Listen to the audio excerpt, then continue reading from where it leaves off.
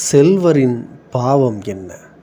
லாசரும் செல்வரும் என்னும் இந்த உவமை லூக்கா நற்செய்தியில் மட்டுமே நாம் காணும் ஓர் அழகான உவமை. பல செய்திகளை தன்னிலே கொண்டிருக்கும் அருங்கதை. இந்த உவமையில் வரும் செல்வரின் பாவத்தை பற்றி இன்று சிந்திப்போம். இந்த மனிதர் விலையுயர்ந்த மெல்லிய ஆடை அணிந்து நாள்தோறும் விருந்துண்டு இன்புற்றிருந்தார் என்பது மட்டுமே அவரை பற்றி இயேசு தருகின்ற குறிப்பு. இன்னொரு மறைமுகமான குறிப்பும் தரப்படுகின்றது. லாசர் என்னும் ஏழை அச்செல்வருடைய வீட்டு வாயிலருகே கிடந்தார். அவர் செல்வருடைய மேசையிலிருந்து விடும் துண்டுகளால் தம் பசியாற்ற விரும்பினார், அவ்வளவுதான்.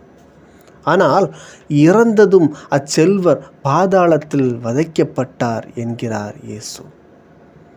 செல்வர் செய்த பாவம்தான் என்ன?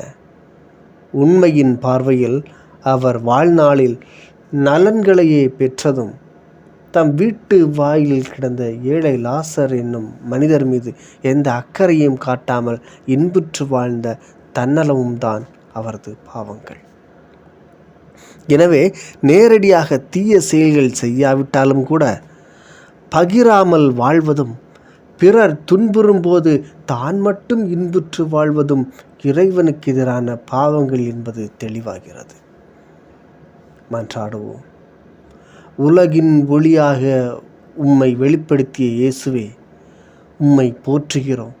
தன்னலம் என்னும் பாவத்திலிருந்தும் பிறர் மீது அக்கறை கொள்ளாமல் இன்புற்று வாழும் சமூக அக்கறையற்ற தன்மையிலிருந்தும் எங்களை விடுவித்தருளும். உமக்கே புகழ், உமக்கே நன்றி, உமக்கே மாட்சி. ஆமென்.